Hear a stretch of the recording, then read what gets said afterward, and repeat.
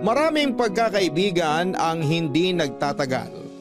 Yung iba ay nagbabago ang mga priority sa buhay. Napapalayo sila sa mga taong una nilang naging kaibigan hanggang sa tuluyan na silang mawala ng komunikasyon sa isa't isa. Meron din namang matatawag nating seasonal na kaibigan. Yung naging kaibigan mo lang dahil naging magkaklase kayo o naging magkatrabaho. Pero kapag dumating kayo sa punto na hindi na kayo magkasama, nawawala na rin yung samahan na inyong nabuo. Ganyan din kaya ang mangyari sa samahang nabuo ng kabarangay natin ngayong araw sa mga kaibigan niya mula pagkabata. Yan ang ating pakikinggan dito sa mga kwento ng pag-ibig, buhay at pag-asa sa nangungunang Barangay Love Stories. Dear Papa Dudut, mapagpalang araw po sa inyo. Ang ibabahagi ko pong kwento ay hindi lang tungkol sa buhay ko, kundi pati na rin sa mga kaibigan ko at sa malaking pagsubok na pinagdaanan namin. Tawagin niyo na lamang po ako sa pangalang Rookie. 30 years old ako nang mangyari ang kwento at project coordinator pa lamang ako noon sa isang kumpanya. Pagka-graduate ko ay naghanap agad ako ng trabaho para hindi na umasa pa sa mga magulang ko kagaya ng gusto nila, Papa Dudut. Kailangan ko kasi munang magkaroon ng experience. Mula nung estudyante pa lamang ako, karamay ko na ang mga kaibigan ko. Apat nga po pala kaming magkakaibigan mula noong mga bata pa kami. Ako, si Robbie, si Aliyah at si Tommy. Sobrang solid ng samahan namin. Para na rin kaming magkakapatid. Walang lihiman sa isa't isa at tulungan talaga kapag may nagkakaproblema.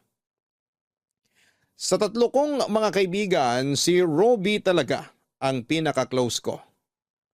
May kayang pamilya niya. Parehong engineer ang mga magulang niya at may inuumpisahan na ring restaurant business sa US. Kaya balak nilang mag-migrate. Yung ibang kapatid niya nasa Cambodia na. Hanggang sa si Robbie na lang yung naiwan dito sa Pilipinas dahil dito niya gustong magsimula bilang architect. Ganon kakomportable ang buhay ng pamilya niya. Kami naman yung masasabing sakto lang. Hindi kami yung tipong mapera talaga pero hindi rin naman kami nagigipit. Retired teacher si Mama at retired police naman si Papa. Dahil pareho silang naging lisensyado ay pinipressure nila ako. Gusto nila na maging professional din ako, kagaya ng dalawa kong kapatid. Pareho na silang lisensyado. Samantalang ako ay nakadalawang take na ng licensure exam sa architecture, pero hindi pa rin nakakapasa. Pero imbes na magpadala sa lungkot ay nagpapakasaya na lamang ako kasama ang mga kaibigan ko.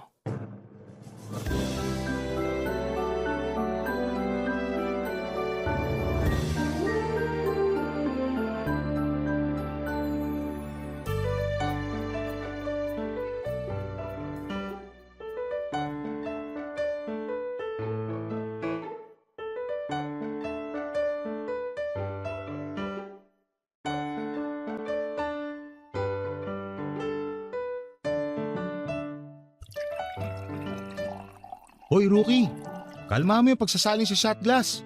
Baka mamaya, humiga ka na naman sa labas ng gate nyo pag hinatid ka na namin sa inyo. Gagi, wag nyo na kasi ako iuwi pag nasa ganitong kalagayan. Alam nyo naman na parang Armalite yung bunganga ni Mamay. Hindi ako papapasukin nun pag lasing na lasing ako umuwi. Tsaka imbis na clear skin ako, baka magka-design pa tong mukha ko kapag nakita ako ni Papa. Pareho pa naman silang high blood sa akin palagi. Wag mo na kasi pakainin ng matataba. Lutuan mo ng puro gulay araw-araw. Kahit hainan ko pa sila ng damo, hindi pa rin mawawala pagka-bad trip nila sa akin. 2 beses ba naman ako bumagsak sa exam eh. Alam ko na sasabihin nila. Hindi na to nagkataon lang, kundi kabubuhan na. Ewan ko ba dyan sa mga magulang mo pare? Masyado mga perfectionist. Kulang na lang gawin ka santo. Gusto lang naman nila na mapabuti si Rookie. Kaso nga lang, naiintindihan ko rin naman na mahirap talaga makapasa. Tingnan niyo ako, bagsak pa rin. Pareho lang kami. Kaibaan lang, Walang pakialam yung mga magulang ko kahit makailang take ako. Busy sila mag-travel sa kung saan-saan. Kita ko nga yung huling post ng mama mo. Nasa Barcelona sila. Friend mo siya sa Facebook? Inadya ako eh. Nagtatanong ba siya tungkol sa akin? Hindi naman. Hoy, tama na yung daldalan. Dinadaya nyo na naman ako sa inuman eh. Parang sa akin na lang umiikot tong baso ah. Sige, ako naman. Ay, nga pala Robby. Bakit hindi sumama si Aliyah? May reunion daw sila ngayon ng batchmates niya nung college. Malamang nagpapakalasing na rin yun ngayon. Saan ba sila ngayon? Hindi ko na tinanong eh. Sayang naman. Dapat tinanong mo para i-surprise natin. Malay mo, may makilala kami run. Wag na. Kakalbuhin tayo nung pagkatapos ng inuman. Nakalimutan niyo na ba yung ginawa niya sa atin? Nung huling beses tayo nakisali sa banding nila ng mga kaibigan niyang babae? Sabi ko nga, tagal pa naman magpahaba ng buhok. Hirap kasi kay Aliyah. Naturing ang bunso sa ating apat pero disaster yung utak. Huy, girlfriend ko yung pinag-uusapan niyo. Ay, girlfriend mo pala yun? Kala ko kasi kapatid mo lang eh. Mga bully talaga kayo. Sana di na kayo magka-girlfriend. Speaking of girlfriend, hoy Tommy, nasan yung dinidate mo nung nakaraan? Oo nga no. Gagi, wala na kami nun. Bilis naman. Teka, hulaan ko kung sino nakipaghiwalay. Ikaw no? Sino pa? Sino ba naman tatagal dun? Amoy mandirigma yung hininga. Pinipigilan ko na nga yung paghinga ko pag magkasama kami. Grabe talaga to makapanlait. Amoy pa ang hininga mo tuwing kagigising eh. Ako ba talaga yung kaibigan mo, yung ex ko? Malay mo, may health issues lang kaya ganun. Ikaw talaga. Eh ikaw Rookie, parang wala ka pang ipinapakilala sa amin ah. Tsaka na ako mag-girlfriend pag architect na ako. Ayoko mabasted no? May trabaho ka naman ah. Hindi naman requirement sa panliligaw yung pagiging lisensyado. Architect na kasi yung babaeng gusto kong ligawan eh. Nakakahiya naman kung siya lang yung lisensyado sa amin. May license ka rin naman ah. Driver's license. Mahirap din kayo makakuha nun. Ha, nakakatawa yun. Kanino yun? Anong kanino? Sa'yo kaya yun. Baka mamaya si Aliyah na yan. Pinag-a-update ka na naman. Si Aliyah nga. Pinapapunta ako mamaya sa bahay nila. Ayun lang, lugi tayo ron. Wala tayong jowa. Mamatay kayo sa inggit. Papadudot madalas akong napag-iinitan ng mga magulang ko mula noong nalaman nila na hindi ako nakapasa sa ikalawang pagkakataon noong nag-take ako ng exam. Kaya naman hindi ko rin magawang magka-girlfriend. Ayokong mapahiya sa pamilya ng babaeng nagugustuhan ko noong time na yon dahil mas malaki pa ang sweldo niya kesa sa akin. Sa madaling salita ay wala pa akong may pagmamalaki. Hindi rin suportado ng mga magulang ko ang pakikipagkaibigan kina Robby mula noong mga bata pa kami. Ayaw kasi nila na nababarkada ako. Kahit na ang totoo ay hindi naman talaga sila bad influence. May kanya-kanya kaming kalokohan minsan pero hindi naman idinadamay ang isa't isa. Matapos yung inuman namin, nakitulog na lamang muna ako kina Robby dahil siya na lamang ang nakatira sa bahay nila. Pero kinabukasan lang ay sinalubong naman ako ng masasakit na salita mula kina mama at papa. Sabi nila imbes daw na maghanap ako ng trabaho ay inuuna ko pa ang pag-iinom. Wala raw akong pangarap sa buhay at kontento na lamang sa maliit kong sweldo sa pinagtatrabahuhan ko. Kesyo 30 na raw ako pero hindi ko pa kayang bumuhay ng pamilya at kung ano-ano pang pangmamaliit nila sa akin.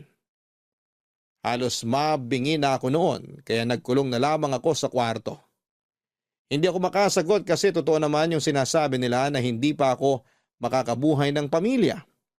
Mas malaki pa ang weekly income ni mama sa pwesto niya sa palengke kesa sa isang buwang sweldo ko. Ginamit niya kasing puhunan sa pagninegosyo yung nakuha niya noong retirement niya, Papa Dudut. Kung tutuusin nga, hindi na dapat ako na-stress sa buhay dahil maayos naman ang kalagayan ng parents ko. Ganon din ang mga kapatid ko. Pero ang pangit, maging bunso sa pamilya namin. Mas mataas kasi yung expectations sa akin, pero nabigo ko silang lahat, Papa Dudut. Seryoso ka bang dito ka muna magsastay sa bahay? Oo. Gusto ko munang lumayo kay na mama. Naririndi na ako sa kanila eh. Bakit kasi hindi ka pa magrenta? Bukod sa hindi mo na maririnig yung mga sinasabi nila sa'yo, parang pinatunayan mo na rin sa kanila na kaya mo nang maging independent. Yun talaga plano ko ngayon. Makikituloy muna ako rito pansamantala. Kapag nakahanap na ako ng malilipatan, aalis din agad ako. Uy, hindi naman kita pinapalayas agad ah. Okay nga lang sa akin kahit hindi ka na umalis dito eh. Pero alam ko naman na hindi yun yung gusto mong mangyari. Kung dito ako titira, madadagdagan lang yung pang-iinsulto sa akin ni Mama. Yung mga gamit mo, bakit hindi mo padala? Iniwan ko muna sa bahay. Aalis naman sila bukas kaya bukas ko na babalikan. Ayoko makita nila na nag-iimpake ako ng mga gamit. Paano yan? Wala kang pamalit ngayong gabi. Teka, pwede naman kitang pairamin ng damit tsaka marami akong brief. Baka naman may hindi ka pa nagagamit dyan. Hingin ko na lang. Wow, wala nang iyaya ah. Hingi talaga? O sige, palit bra. Sira ulo. Magpapataba muna ako para magkalaman tong dibdib ko. Parang gusto ko kasi yung may umaalog pag tumatakbo. Magpagawa ka na lang kaya, isama mo na rin yung sa baba mo. Nahiya ka pang sabihin Alam mo yung biro mo, kapag ibang tao yung nakarinig, baka maniwala talaga na gusto ko maging babae. Paano kung kay Ali ako sabihin? Hindi mo mauuto yun. Sa bagay, baka ako pa mauto niya. Ay, nga pala pre, wala ka pa bang balak sumunod sa mga magulang mo sa US? Wala. Sila lang naman may gustong tumira dun eh. Mas okay sa akin na dito ko i-practice yung pagiging architect ko. Kung papala rin. Palit na nga lang tayo. Ako na lang yung magmamigrate. Sigurado mas malaki susweldoin ko ron kesa rito. Depende rin sa trabaho. Saka hindi madali yung buhay dun kung walang tutulong sa'yo. Kung hindi ka susunod sa parents mo, ibig sabihin, sa'yo na talaga iniwan tong bahay? Actually, matagal nang akin tong bahay. Pinalipat na ni Dad yung titulo sa pangalan ko. Wala na bang ibang kamag-anak dito mga magulang mo? Taga Visayas karamihan sa relatives namin sa mother side. Sa father side naman, nasa US talaga. May mangilan-ngilan lang dito sa Pilipinas pero hindi namin alam kung nasan sila. Hindi rin naman nila kami kinukumusta. Mayayaman naman kasi sila Maraming pinagkakaabalahan sa buhay kaya wala nang pakialam sa ibang kamag-anak. Ay, naisip ko lang. Hindi naman sa hinihiling kong mangyari to pero paano kung magkasakit ka? O kaya may mangyari sa'yo? Makakauwi ba parents mo? Makakauwi naman sila kung gugustuhin nila. Anong ibig mong sabihin? May chance na hindi talaga sila babalik dito para sa'yo? Ganun na nga. Hindi naman ako ganun ka-espesyal sa mga magulang ko kung yun ang inaakala mo. Ni hindi nga nila ako naiisip na kumustahin mula nung mag-migrate sila Nakalimutan na yata nila ako. Baka naman busy lang talaga sila. Paano kung ikaw na lang kaya yung mga musta? Siguradong tatanungin ka rin nila. Hindi ko naman sila kailangan kumustahin. Nakikita ko naman lagi yung mga post ng nanay ko sa Facebook. Mukha naman silang masaya at okay na okay. Uy, huwag ka iiyak Uuwi talaga ako sa amin. Bakit naman ako iiyak? Sus, kunwari ka pa. Namimiss mo rin naman talaga sila. Huwag mo na pigilan yung luha mo. Ako lang naman makakakita Ewan ko sa'yo. Alam mo, mabuti pa. Umorder na lang tayo ng makakain natin. Gutom lang to. Papadudot medyo nalungkot ako noon sa ikinuwento sa akin ni Robbie. Dati kasi naiinggit pa ako sa kanya dahil akala ko okay sila ng pamilya niya. Pero noong naglabas siya ng saloobin tungkol sa mga magulang at kapatid niya na halos wala nang pakialam sa kanya ay na-realize ko na maswerte pa rin pala ako. Kahit na madalas akong nakakarinig ng masasakit na salita at pangiinsulto sa mga magulang ko o kahit na magkaroon kami ng samaan ng loob, kinukumusta pa rin naman nila ako at pinababalik sa bahay. Tulad noong nagdesisyon akong pansamantalang makituloy kay Robbie. Naabutan ako ng mga magulang ko habang nag-iimpake. Hindi nila ako hinayaang umalis. Ako na nga lang daw ang anak na nakakasama nila ay iiwan ko pa sila. Hindi ako natuloy sa plano kong magrenta na lamang para makabukod na kina mama at papa. Sinabi ko rin sa kanila ang dahilan kung bakit ako aalis pero tinutulan yon ni papa. Kaya nga raw kami may bahay ay para tirahan namin ng magkakasama at hindi na kung saan-saan pa pumunta. Pero kahit naging maayos na kami ay hindi pa rin pumayag si mama na hindi ako makakapasa sa licensure exam. Isang araw ay inaya ko ni Robbie na mag-take ulit. Magpa-file na sana kami noon nang magkaroon kami ng malaking problema na hindi talaga namin inaasahan na mangyayari. Papadudot, nagpapasundo noon si Aliyah kay Robbie nang abutin ng gabi sa bahay ng katrabaho nito. Umaten daw ng binyag at medyo natagalan dahil sa inuman. Nakamotor lang si Robbie noong time na yon at hinihintay niya roon si Aliyah sa labas ng isang eskinita nang biglang lumabas yung 3 lalaki. Hindi naman daw siya kinabahan dahil mukhang harmless naman ang mga ito. Tumambay daw yung 3 malapit sa kanya at pagkatapos pa noon ay may dumating pang 2 lalaki at parang may inabot sa kanila yung isa sa mga nakatambay doon. Hindi na raw yon pinansin ni Robbie dahil baka isipin ng mga lalaki na nakikiosyoso siya sa mga ginagawa ng mga ito. Wala pa raw 2 minuto roon si Robbie nang biglang dumating ang mga pulis. Hinuli yung mga lalaki at sa gulat niya ay pati siya ay isinama. Sakalang nalaman ni Robbie na may nagaganap palang bentahan noon ng nakapaketing droga. Yung 3 lalaking lumabas mula sa eskinita ang nagbebenta at yung 2 dumating naman ang bumibili. Dahil nandun siya mismo sa pinangyarihan ng bentahan ay kasama siya sa mga dinala sa presinto, Papadudot. Tommy, bilisan mo mag-drive! Baka kung ano nang ginagawa kay Robbie sa presinto! Aliyah, kumalma ka, okay? Hindi naman siya sasaktan ng mga pulis dun. Hindi siya pwedeng makulong! Hindi pwede! Nandun lang naman siya para sunduin ako eh! Ano ba kasing nangyari? Hindi ka namin maintindihan kanina nung tumawag ka eh. Sabi ni Robbie, huminto lang siya dun sa may iskinita para abangan ako. Tapos lumabas daw yung mga lalaki. Hindi naman daw niya alam na nagbebentahan na ng drugs yung mga yun. Kung ganun, mukhang inaabangan na talaga ng mga pulis yung mga lalaki tinutukoy mo. Tapos nagkataon pa nando si Robbie. Kahit sabihin niya na hindi niya kilala yung mga lalaking yun at hindi naman siya involved sa bintahan, hindi siya paniniwalaan. Mabigat na kaso pa naman pag may kinalaman sa drugs. Kasalanan ko to eh. Hindi na sana ako nagpasundo sa kanya. Napahamak patuloy siya ng dahil sa akin. Ano ka ba? Walang may kasalanan sa nangyari. Wala namang may gusto nun eh. Tsaka kilala mo naman si Robbie. Hindi nun nahayaan na umuwi ka mag-isa. Kaya kahit hindi ka magpasundo, pupuntahan ka pa rin niya. May kaibigang abogado yung tatay ko. Kakausapin ko siya para matulungan si Robbie. Kayang-kaya naman ng pamilya niya na kumuha ng abogado eh. Ang problema, kung paano niya malulusutan yung ikakaso sa kanya kung sakali. Wala bang CCTV dun sa pinuntahan niya? Makakatulong yun kung sakali. Oo nga, kailangan natin pumunta ron mamaya. Pero sa ngayon, puntahan muna natin siya sa presinto. Kailangan niya tayo. Wala na dito sa Pilipinas yung pamilya niya.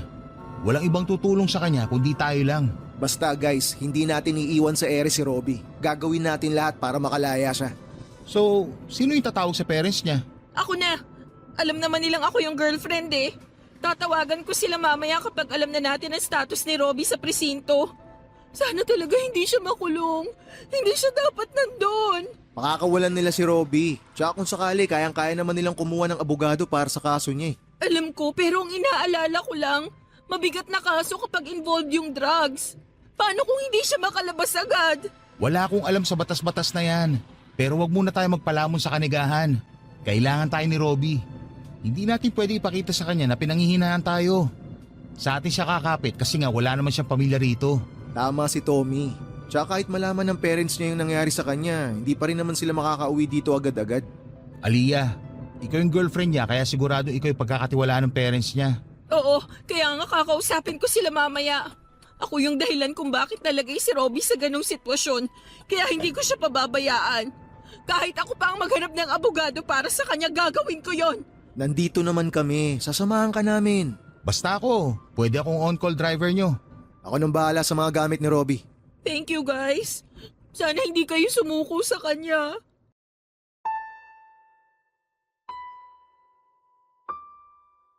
Papadudot, dahil walang nakakita kay Robbie noong dumating siya sa eskinita para patunayang hindi siya kasali sa bentahan, ay hindi naging madali ang lahat para sa kanya. Nag-negative din siya sa drug test pero hindi pa rin yon sapat na basihan para makalaya siya. Masyadong komplikado ang kaso ni Robbie. Mahigit 50 grams na drugs ang nakuha sa mga lalaking hinuli kasama niya. Kaya naman kahit may abogado siya ay mabagal ang naging pag-usad ng kaso. Nangyari na nga po noon ang kinakatakutan namin, Papa Dudut. Nakulong si Robbie at hindi pa namin alam kung hanggang kailan siya roon. Komplikado na nga ang kaso niya, nagkaroon pa ng mga aberya. Kaya naman wala na kaming magawa noon kundi ang palaging bisitahin siya sa kulungan at ibigay lahat ng mga kailangan niya na pinapayagang ipasok doon. Natakot kami para sa kanya dahil sa mga napapanood namin na binubugbog at binibinyagan sa loob ng kulungan. Mabuti na lang at mababait ang mga nakakasama niya sa selda. Palagi namin silang dinadamay sa mga pagkain at mga gamit na dinadala namin para kay Robbie para hindi siya galawin sa loob. Nang malaman ng mga magulang ko na nakulong si Robbie ay pinagsabihan ako ng tatay ko at sinabihang dumistahan siya sa mga kaibigan ko. Hindi raw kasi maganda sa imahe ko kung mapapasama ako sa ganong klase ng mga kaibigan.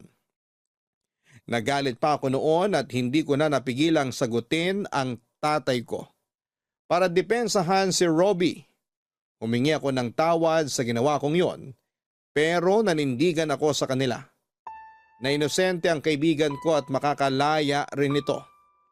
Pero nung umabot na ng 3 taon ang pagkakakulong ni Robbie, may isa sa amin ang ginusto ng sumuko, Papa Dudut.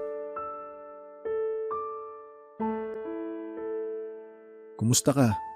Nangangayayat ka. Nakakatulog ka pa ba ng maayos? Mula nung makulong si Robbie, hindi ko na alam kung paano pa makakatulog ng maayos. Halos gabi-gabi ako nakokonsensya dahil sa ginawa ko. Palagi kong sinisisi yung sarili ko sa nangyari sa kanya. Sinabi ko naman sa'yo, di ba? Hindi mo kasalanan yun. Hindi rin gusto ni Robbie na sinisisi mo yung sarili mo. Pero ilang taon na siyang nakakulong. Hindi ko ma-imagine yung hirap na nararanasan niya sa loob. Yung tipong nasanay siya sa komportabling buhay tapos biglang andun na siya sa sitwasyong kinakailangan niyang magtiis ng sobra-sobra. Mabaho, masikip, madumi, at maingay sa kulungan. Hindi ko nga alam kung nakakaligo pa ba siya ron na nakakakain ng maayos. Ay, kumalma ka lang. Ipahinga mo rin kasi ang isip mo. Hindi mo naman kailangan saluhin lahat. Pero wala sa pamilya niya yung may planong umuwi para mag-asikaso ng kaso niya. Iniasa na nila lahat sa akin at sa abogadong kinuha nila para kay Robbie. Binigyan nga nila ako ng authorization para mag-asikaso kasama ng abogadong kinuha nila. Pero parang ako na lang yung lumalaban para sa kanya bukod sa inyo ni Tommy. Oo, nagbibigay sila ng pera pero hindi sapat yun. Kailangan din ni Robbie yung presensya nila. Kaso wala eh. Kanya-kanya sila ng dahilan. Pasensya na raw muna kasi hindi nila pwedeng iwanan yung kasisimula lang nilang negosyo sa US. Yung mga kapatid naman niya busy rin sa mga trabaho nila. Nararamdaman ko malapit na makalaya si Robbie. Konting tiis na lang. Parang hindi ko nakakayanin to. Anong ibig mong sabihin? Yung sa amin ni Robbie. Paano kung matagalan pa ulit siya bago makalaya? Paano na ako? Pangarap ko rin namang makabuo ng pamilya. Nangako tayo, di ba? Nahihintayin natin siya. Pero nahihirapan na ako. Hindi ko na siya nakakasama. Habang tumatagal parang nawawala na ako ng gana sa relasyon namin. Nawala namang kasiguraduhan. Na hindi ko nga alam kung okay pa lahat kapag nakalabas na siya. Alam ko napapagod ka na kaya mo naiisip yung mga ganyang bagay. Pahinga ka muna. Kami na muna bahala kay Robbie. Focus ka sa trabaho mo. Kami muna ni Tommy yung bibisita sa kanya tsaka magdadala ng mga kailangan niya. Hindi namin siya pababayaan. Salamat ah. Sana hindi kayo sumuko ni Tommy. Kami? Susuko? Malabo yun. Kung pwede nga lang na palit na lang kami ng sitwasyon eh. Pag nagkataon, sigurado susugod agad yung mga magulang ko. Hindi sila titigil hanggat di ako nakakalaya. Ay, kayang-kaya naman sanang gawin yun ng parents niya eh, kung umuwi lang sila. Wala naman sanang problema sa akin na ako ang mag-asikaso eh. Pero pinanghihinaan na ako. Saka parang hindi ko na nararamdaman na kami pa. Ang hirap ng ganito. Hindi mo na ba siya mahal? Hindi ko alam. Hindi ko na talaga alam kung ano pa tong nararamdaman ko. Kung pagmamahal pa ba bilang girlfriend niya o malasakit na lang. Naiintindihan naman kita eh. Hindi talaga madali yung sitwasyon mo ngayon. Pero mahal na mahal ka ni Robbie. Hindi yun basta-basta bibitiw sa relasyon nyo. Kasi ikaw na lang yung kinakapitan niya sa totoo lang. Paano kung dumating yung oras na ayoko na? Na ma-fall out of love ako sa kanya? Pwede ko bang sabihin sa kanya yon? Baka kung anong gawin niya sa sarili niya sa loob ng kulungan. Natatakot ako. Hindi ka pa nga ba na fall out of love sa lagay na yan? O baka natatakot ka lang na aminin yun sa sarili mo?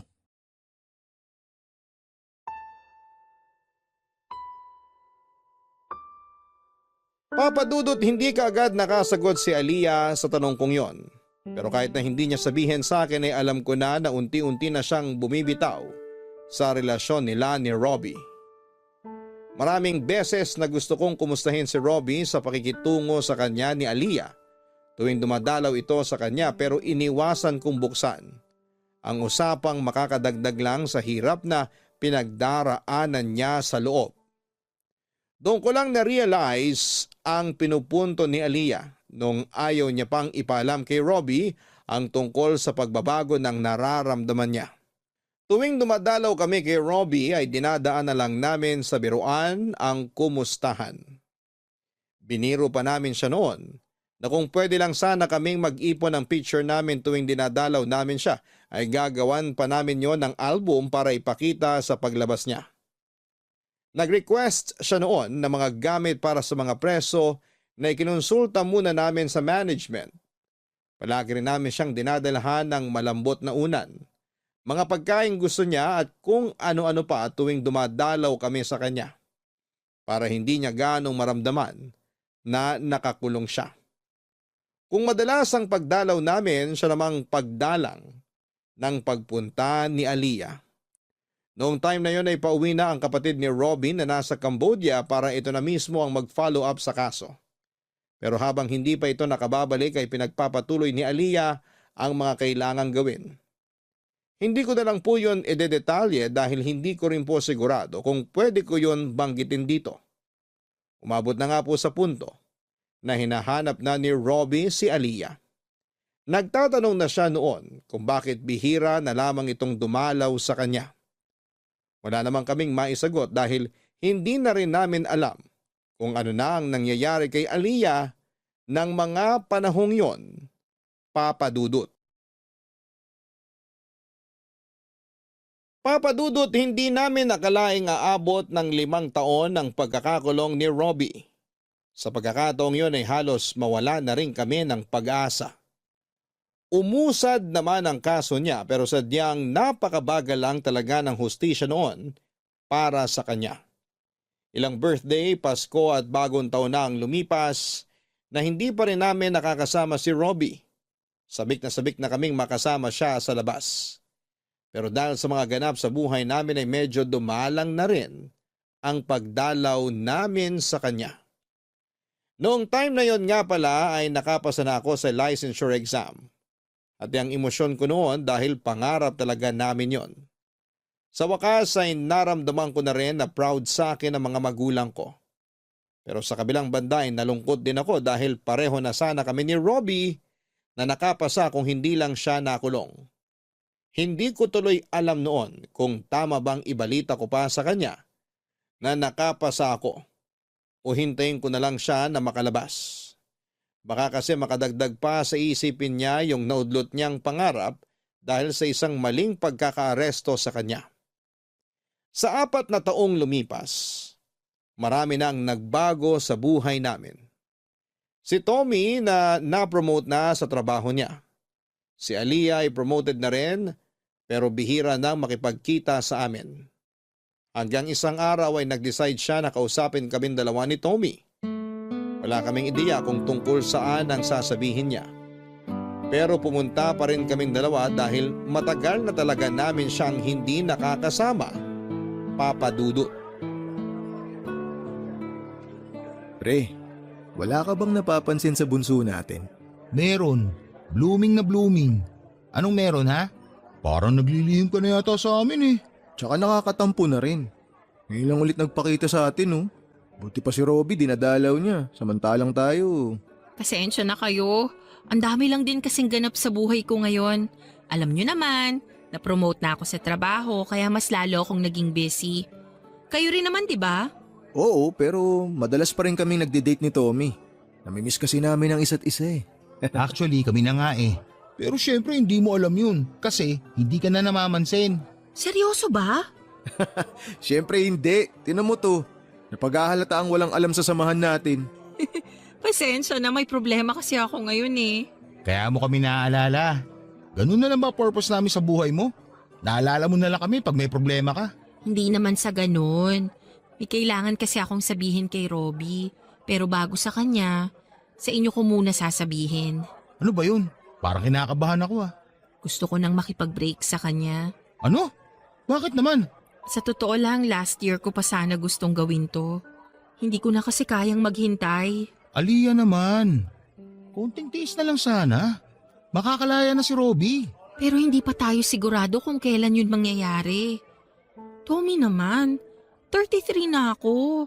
Gusto ko nang makabuo ng pamilya. Magagawa mo naman yun kapag malaya na si Robbie. Hindi ko na siya mahal. Yung nararamdaman ko sa kanya ngayon, kagaya na lang din nung sa inyo. Pagmamahal bilang isang kaibigan. Teka, bakit wala ka man lang reaksyon dyan, Rookie? Kanina ka pa nananahimik. Huwag mo sabihing alam mo na yung tungkol dito. Ay, nagkausap na kami ni Aliyah noon. Pero nung time na yon hindi pa siya sigurado. Pero ngayon na nasabi niya na yung nararamdaman niya, ibig sabihin, sigurado na siya. Kaya hindi na ako nagulat. At susuporta mo siya na makipag-break kay Robbie. Pre, hindi naman natin hawak yung puso ni Aliyah eh. Siya yung makakaramdam kung mahal pa niya si Robbie o hindi na. Wala na tayong magagawa ron. Alam natin kung gaano kalaki yung naging sakripisyo niya. Hindi natin siya masisisi, lalo na ngayon. Aminin na natin, pre. Hindi pa rin naman tayo sigurado kung makakalabas na ba si Robbie ngayong taon o baka sa susunod pa. May buhay din si Aliyah sa labas ng kulungan. Gaya nating dalawa. Ay, tama ka naman eh. Inaalala ko lang talaga kung paano to tatanggapin ni Robbie. Paano kung magpatiwakal yun sa loob? Hindi niya gagawin yun, ano ka ba? Nagawa niya makasurvive sa loob ng kulungan ng 4 na taon. Ito pa kaya? Hindi naman mahina yung pagkakakilala natin sa kanya eh. Malalampasan niya lahat to. Pasensya na kayo. Alam ko naman na iniiwasan nyo lang talaga na masaktan si Robbie. Pero kahit naman nasa labas siya, mangyayari pa rin to kung hindi na kami pareho ng nararamdaman sa isa't isa. Saka nangako naman ako na kahit wala na kaming dalawa, hindi ako mawawala sa samahang to. Sasamahan ko pa rin si Robbie sa laban niya. Naiintindihan din naman kita. Huwag ka mag-alala, hindi ako galit sa'yo. Ang gusto ko lang malaman, kung may naliligaw na sa'yo. Oo nga, para lang alam namin. Babakapan ka pa rin naman namin kay Robbie. Basta ipakilala mo sa amin kung sino man yung dahilan ng pagiging blooming mo ngayon. Tama, kailangan makilala namin siya.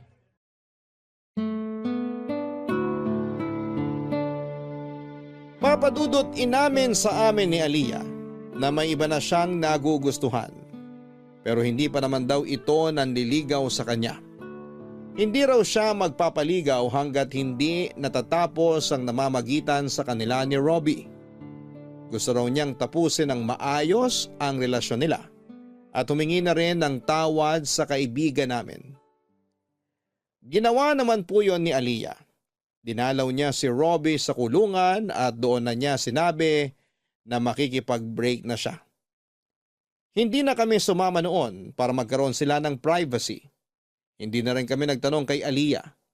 Hinintay na lang namin na sabihin niyang maayos ang naging pag-uusap nila. Mga ilang linggo lang matapos ang breakup nila ay nabalitaan namin kay Aliyah na pauwi raw ng Pilipinas sa mga magulang ni Robbie para dalawin ang kaibigan namin. Papadudot mula nung umuwi ang kapatid ni Robbie na nasa Cambodia. Wala na kaming update sa kaso niya dahil sila na mismong magkapatid ang nag-uusap.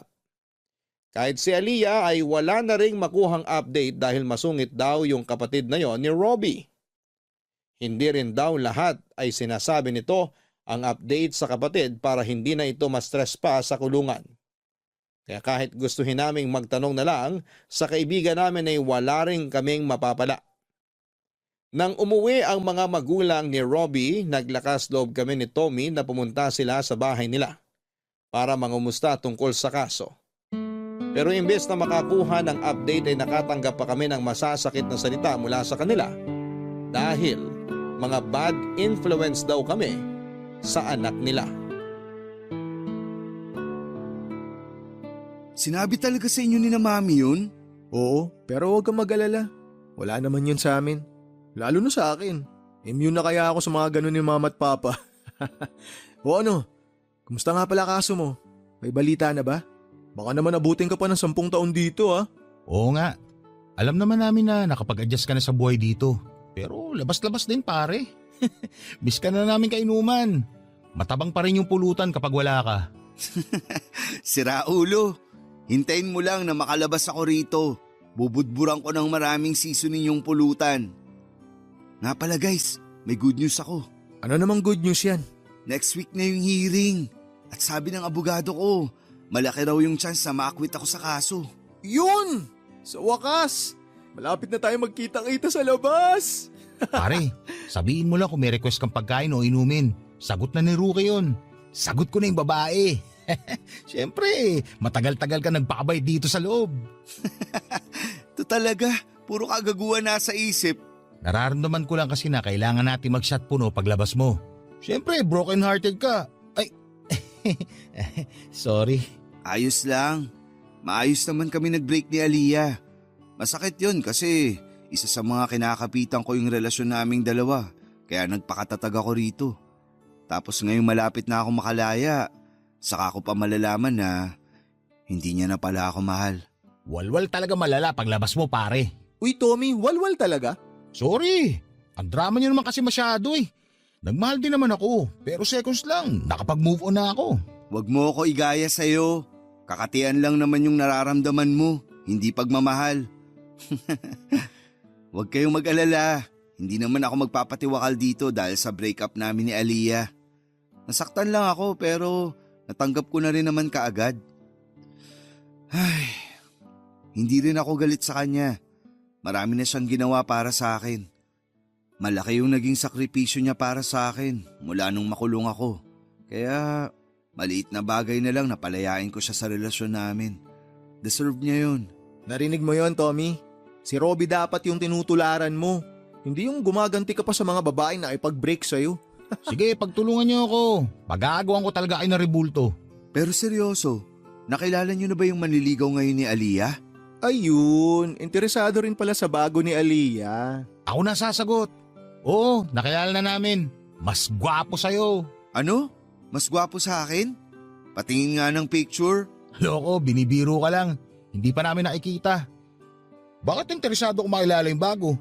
Kakausapin mo ba tapos magbibiling ka na ingatan si Aliyah kasi iningatan mo siya nung kayo pa? Oh, nakakatouch yung sobra. Alam mo pare, kanina pa sana kita sinikmuraan kung wala lang bantay dito. Hanggang ngayon, siraulo ka pa rin eh. Paano ka na-promote sa lagay na yan ha? Siguro ikinama mo yung… Hoy, huwag kang judgmental. Pinaghirapan ko yun oh. Deserve ko ma-promote. Pero syempre, hindi mo awala yung mga babae naglalaway sa akin sa opisina. Napakayabang mo talaga. Hintay ka lang na makalabas ako. May sasapaw na ulit sa'yo. Papadudot 1 linggo na lang ang hinihintay namin para makalaya si Robby kaya inihanda na namin ang sorpresa namin sa kanya. Noong time na yon kasi balak na sanang bigyan ni Aliyah ng chance yung bago niyang manliligaw. Pero tuwing lumalabas daw sila para mag-date ay si Robby pa rin ang naaalala niya. Hanggang sa kinausap nga namin siya at sinabing malaki ang chance na makalaya na ang kaibigan namin. Nag-isip-isip noon si Aliyah at umiyak pa siya sa amin ni Tommy noong sabihin niyang hindi pa talaga buo ang loob niya na magkaroon ng bagong karelasyon kahit na wala na sila ni Robby. At noong tanungin namin siya kung ano ang dahilan ay napakasaya namin noong sinabi niya na hindi pa rin niya kayang palitan si Robby sa buhay niya. Parang kinailangan lang niya noon ng panahon para makahinga kaya hiniling niyang makawala na sa relasyon nila. Pero sa halip na bigyan ng chance ang sarili niya na kumilala ng ibang lalaki, ay parang mas lalo pa niya na na-realize na mahal pa rin niya si Robby. Dahil doon ay naghanda kami ng sorpresa para sa kaibigan naming lalaya na sa kulungan. Isang special date para sa kanilang dalawa ni Aliyah. Pero hindi lang yon simpleng date dahil balak nang mag-propose ni Aliyah kay Robbie. Sinuportahan namin yon. Alam naman kasi namin na sila talaga ang bagay sa isa't isa. Kung si Robbie ang makakatuluyan ni Aliyah, hindi na kami mag-aalala na baka mapunta siya sa maling tao. Ang problema, ilang araw na lang sana bago yung hearing noong ibinalita sa TV na may paparating daw na bagyo. Kapag sumama ang panahon, may posibilidad na hindi matuloy ang pagdinig sa kaso. Papadudot sa awa ng Diyos ay natuloy pa rin ang pagdinig sa kaso ni Robbie. Kahit kasi may storm signal noon ay maaraw pa rin at maganda ang panahon. Para naghimala po talaga noong araw na yon matapos ang hearing ay sobrang saya naming lahat noong sa wakas ay acquitted na si Robbie sa kaso. Mahigit 5 taon din siyang nakulong at nagdusa sa loob bago nakalaya. Parang pinagbayaran na rin po niya ang pagkakasalang hindi naman po niya ginawa. Hindi lang naman po siya ang may ganong kaso pero maswerte pa rin po siya na nagkaroon pa siya ng pagkakataong makalaya, Papa Dudut. Kahit na hindi po kami iyakin ng mga kaibigan ko ay napaluha talaga kami. Noong makasama na namin siya sa labas. Kaming dalawa lang ni Tommy ang sumundo sa kanya gaya ng napag-usapan. Halos hindi mabura ang ngiti ni Robbie noong inilibot muna namin siya bago inihatid sa bahay nila. Noong time na yon ay nakabalik na sa US ang mga magulang niya kaya kami na lang ulit ang kasama niya na mag-celebrate. Dumaan naman doon ang kapatid niyang nag-asikaso sa kaso niya. Pero saglit lang silang nagkasama at nagpaalam na rin ito para sa flight pabalik ng Cambodia. Akala ko may inanda kayong party para sa akin. Excited pa naman akong kumain ng masasarap ngayon. Chill ka lang kasi. Nagpa-reserve na kami sa restaurant, okay? Pero sa ngayon, pumili ka muna ng pangmalakasan mong outfit kasi first time mo magsusuot ng magandang damit pagkatapos mong makulong ng 5 taon. Grabe, nakakapanibago. Pwede ko na ulit isuot kahit anong gusto ko. Ay, mas masaya sana kung kasama rin natin si Aliyah. Huwag mo na muna siyang isipin. Masaya na yun sa kadate niya. Kaya nga kami nandito kasi kami muna yung date mo. Kung di sana siya nakipag-break sa akin, bala ko na sanang mag-propose sa kanya. Oh, sad boy. Walang iyakan mamaya inuman lang. Ako iiyak? Tanggap ko na yun. Wala naman akong choice kundi maging masaya na lang para sa kanya. Alangan namang magwala ako sa date nila nung bago niyang manliligaw. Mas nakakahiya naman ata yun. Hindi lang yata, nakakahiya talaga pre. Pagkatapos ng celebration natin mamaya, matutulog ako kahit anong oras ko gusto. Grabe, namiss ko talaga yung malambot kong kama at maraming unan. Ay, yung higaan namin dun, sobrang sikip. Nagkakaamuyan na nga kami ng mga hininga namin. Di uso yung personal hygiene kasi kapos kami sa tubig. At least ngayon, hindi mo na kailangan magtipid. Magagawa mo na ulit lahat ng gusto mo. Pwede ka na rin makipaglandian sa mga babae. Wala na magbabawal. Single ka na, di ba? Alam mo ikaw, wala ka na talagang nasabing matino. Puro kakalokohan. To naman, nagsasuggest lang naman ako. Kasi nga di ba, mahigit 5 taon kang tagtuyot doon. Sayang naman yung magandang lahi nyo kung hindi mo ikakalat. Saka ako naiisipin yan kapag nasa kondisyon na akong sumabay sa mga kalokohan mo. Hindi ka naman siguro mauubusan. Nga pala, mga pare, gusto ko sana mag-exam ulit. Ay, sayang yung 5 taon. Ang dami ko na sanang na-achieve nun kung hindi lang ako nakulong. Kaya mo, tutulungan kita. Architect na yata atong tropa mo. Aba, yabang ah. Teka, okay na ba kayo ng parents mo? Hindi na ba sila laging high blood sa'yo? Ang totoo, isa yun sa mga gusto kong ikwento sa'yo. Bago pa kasi ako makapag-exam, nagsorry sa akin si mama at papa dahil nga hinusgaan kanila. Nung nakapasa na ako, ayun, mas lalo ko napatunayan sa kanila na hindi ka bad influence sa akin. Kaya kapag nagkaroon ka ng oras, okay ka na. Baka naman pwede kang pumasyal sa bahay para makabawi naman daw sila sa'yo. Ano ka ba? Hindi naman nila kailangang bumawi sa akin. Actually, naiintindihan ko nga sila eh. Nakakapangit kasi ng image kung may kaibigan kang dating preso. 'Di ba? Matagal nang pangit yung imahe ko. Gawa nung isang playboy dito. Yung ginagawang hotel yung bahay nila, yon ang guilty. Ayoko sanang maging madrama ngayon pero sobrang namiss ko yung ganito. Kahit wala na akong ibang narinig kay Tommy kung hindi ka bastusan at kalokohan. Diyan ka naman nagkakamali, pre. Alam mo ba, nung dinala ka sa presinto, marami siyang matinong sinabi. Tsaka nung gusto nang makipag-break ni Aliyah sa'yo, hindi mo makikilala tong kaibigan nating to sa mga sinasabi niya. Ayaw pumayag na maghiwalay kayong dalawa eh. Totoo ba yun, pre? Nakakahiya man pero oo, totoo yun.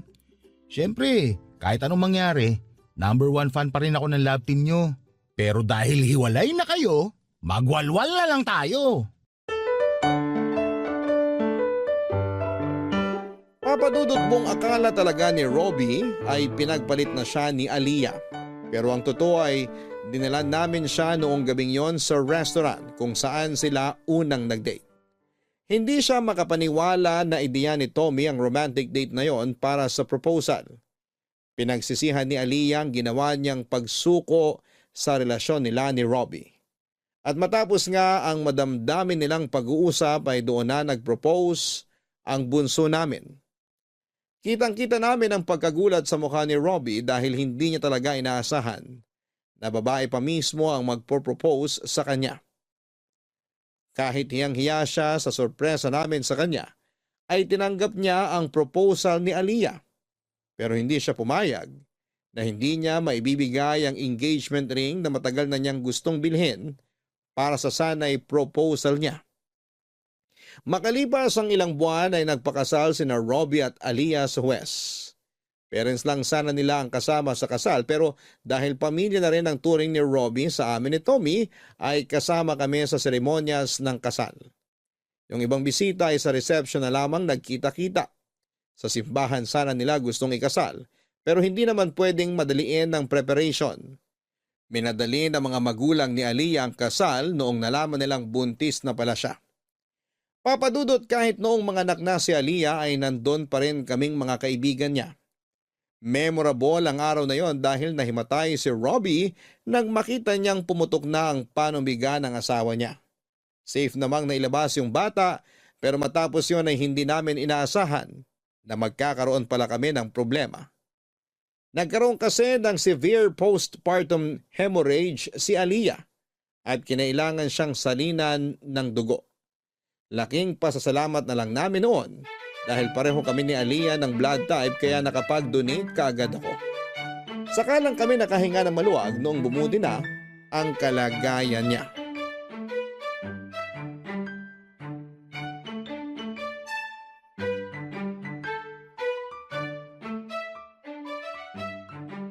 Happy first month, baby! Bless na kay Daddy Ninong! Bless na rin sa poging ninong. O ayan, sinungaling ka kasi. Umiyak tuloy yung bata. Baby, medyo nakakasama ka ng loob ha. Pero di bale, kapag lumaki-laki ka pa ng konti, matututunan mo rin kumilatis ng pogi. Uy, 1 buwan pa lang yung anak ko pero nilalason mo na yung isipan. Lumayo-layo ka nga. Kapag lumaki-laki na yung anak namin, ilalayo muna namin sa inyong dalawa. Baka kung ano-anong ituro ninyo, naku lalo ka na Tommy. Baka kahit hindi pa nakakalakad yung anak ko, marunong naman babae. Kapag ako nagkaanak, hindi ko papahawakan sa inyo. Ang dadamot nyo. O bakit may girlfriend ka ba? Oo nga. Meron na ba nagkamali? Naku, di kayo maniniwala. May pinoporma na yung loko. Maganda, pero masungit. Yun naman pala eh. Magpakatino ka na para magka-baby ka na rin. Naunahan pa kita magpakasal. Samantalang ikaw yung kuya sa grupong to. Hindi naman sa pinipressure kita pero ikaw yung pinakamatanda sa ating 4. Baka oras na para galawin mo yung baso. Maghintay kayo. Humahanap pa ako ng tiyempo para manligaw. Pakitaan mo ng malatito mong galawan. Sure ako, hindi ka nun tatanggihan. Anong tito? Hoy, baka nakakalimutan mo. Idea ko yung romantic date yun ni Aliyah nung nag-propose siya. Oo nga pala. Sorry na, kuya. Nga pala, Rookie, tuloy ba yung pag-alis mo? Aalis siya? Ano to? Bakit hindi ko na naman alam? Oo nga, ako rin hindi ko alam. Wala rin akong idea. Ano yan? Kahit naman gustong gusto ko, di rin ako matutuloy. Hindi ko na-meet yung qualifications nila. Okay lang yan. Maganda rin naman karir mo kahit nandito ka lang sa Pilipinas. Malay mo, sa mga susunod na taon, sa ibang bansa ka na nagtatrabaho. Oo nga. Pag nangyari yun, kami pa mismo maghatid sa'yo sa airport. Sa totoo lang, medyo nag-aalinlangan din ako eh. First time ko kasing mapapalayo sa mga magulang ko. Tsaka sa inyo, kung sakali. Hay nako, basta kapag may opportunity, sunggaban nyo lang. Kahit na ang kapalit nun ay magkalayo-layo tayo pansamantala. Hindi naman yung distansya ang sisira sa pagkakaibigan natin, kundi tiwala. Kung ano yung pangarap ng isa, suportahan natin yun. Masyado na tayong maraming pinagdaanan para mabuwag ng basta-basta. Agree ako. Kaya kahit nasa ibang bansa pa yung pangarap nyo, huwag kayong magdadalawang isip. Nandito lang naman kami ni Aliyah. Since nabuksan na rin naman yung usapan tungkol sa ibang bansa, ito na rin siguro yung tamang oras para i-share ko sa inyo yung plano ko. Mangingibang bansa ka na ba? Oo eh. Maganda kasi yung trabaho ng pinsa ko sa Dubai kaya gusto ko rin sanang subukan. Kayo lang naman ang inaalala ko. Baka magtampo kayo kapag umalis ako rito. Sus! Sino naman magtatampo para sa karir mo yun? Hindi naman nabuo tong friendship natin para magpigilan tayo sa mga gusto nating ma-achieve sa buhay. Tulakan tayo pataas, hindi hilahan pababa. Tama. Kaya mula ngayon, wala nang liman. Kung ano yung plano nyo, safe na safe kayong i-share sa grupo. Ako nga may plano pa rin bumalik sa trabaho ko pag pwede nang paalagaan si baby. Bumubuelo lang ako ngayon pero marami pa rin akong gustong ma-achieve. Kami ni Robby. Magiging architect pa siya eh. Di ba mahal? Yak! Dito pa kayo nagtawagan yan. Respeto naman sa manliligaw pa lang oh. Huwag kasing babagal-bagal para hindi nauunahan ng bunso. Papadudot kung nagkatuluyan ang dalawa naming kaibigan at nagkaroon na rin ng matinong babaeng nililigawan si Tommy, sa wakas ay nagkaroon na rin ako ng lakas ng loob. Naligawan yung babaeng matagal ko nang nagugustuhan. Ipinakilala ko na siya sa mga kaibigan ko at botong-boto naman sila para sa aming dalawa. Hindi nagtagal ay sinagot na rin niya ako at hindi na namin pinahaba pa yung ligawan at pagiging mag-boyfriend at girlfriend. Nag-propose na kaagad ako sa kanya dahil gusto ko na ring makabuo ng sarili kong pamilya. Sa ngayon ay senior level architect na ako at lisensyado na rin si Robby. Si Tommy naman ay nasa Dubai na, kasama ang girlfriend niya. Nagkakaroon kami ng reunion tuwing umuwi siya dito sa Pilipinas. Pero kahit may kanya-kanya na kaming mga ganap sa buhay, hindi pa rin kami nakakalimot sa nabuo naming samahan. Palagi pa rin naming takbuhan ang isa't isa at itinuturing ang bawat isa na tunay na pamilya. Papadudot hindi man po kasing komplikado ng kwento ng ibang tao itong ibinahagi ko, ay sobrang saya ko pa rin dahil ipinagmamalaki ko po yung friendship na meron kami ng mga kaibigan ko. Si Robby po sana ang susulat sa inyo pero nag-decide po kami na ako na lang ang magkwento ng lahat. Sana po kahit papaano ay nakapaghatid ng positive vibe at inspirasyon ang kwento namin. Hanggang dito na lamang po at maraming salamat sa Barangay LS. Ang inyong forever kapuso at kabarangay, Rookie. Mga kabarangay, may mga samahan talaga na hindi madaling matibag ng kahit na anong pagsubok sa buhay. Gaya na lamang ng kwento ng sender natin na si Rookie, maswerte ang taong kagaya niya na nasa tamang circle ng mga kaibigan. Masaya sa pakiramdam na kahit maraming pangyayari sa buhay mo, ay may mga tao pa ring hindi ka iiwan sa ere. Ano man ang mangyari, walang inggitan at walang hilahan. Dahil sosuportahan ka nila sa mga pangarap mo, kahit na ang kapalit nito ay ang pagkawatak-watak ninyo. Hanggang sa muli mga kapuso, ko po si Papa Dudut sa mga kwento ng pag-ibig, buhay at pag-asa sa nangungunang Barangay Love Stories Number 1. Dear Papa Dudut, ako nga pala si Donna, sa kasalukuyan ay 45 years old na.